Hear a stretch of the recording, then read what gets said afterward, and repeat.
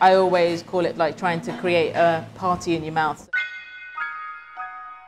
I'm Selin Kiazim, chef and owner of Oklava in Shoreditch. My cooking is inspired by my Turkish Cypriot heritage. Obviously Cyprus is a little island, and I always describe the food very much as island cooking. So it's about what you find on the island, what's grown. And you know, my grandparents used to grow everything that they ate, literally everything, and produce their own cheeses, their own meats. They have an insane garden of their own, and that was, you know, long old summers in Cyprus. That was really the inspiration for this restaurant when I started kind of dreaming up about the fact that I wanted to be cooking over fire and the things that were important to me. I found myself often thinking back to my grandmother's cooking. Turkish Cypriot cooking is very fresh, very vibrant, and something like this grilled hellim cheese here, more commonly known as halloumi, I think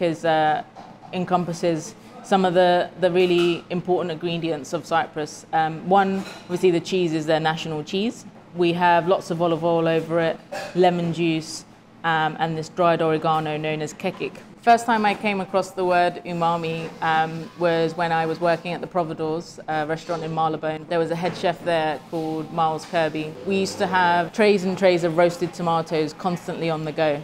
You cook them till they're kind of like a sun-blushed kind of look. Just with salt, pepper, olive oil. And then sometimes, obviously, inevitably, they'd end up like over-caramelizing a little bit. But that was actually really delicious as well. And I remember this tray kind of going on the shelf for the wash-up where the tomatoes had been sitting. And he like took a little bit of it and he was like, that looks amazing. And I just remember seeing him like take a swipe of it. And then he was like, that's umami. And I was like, what's that?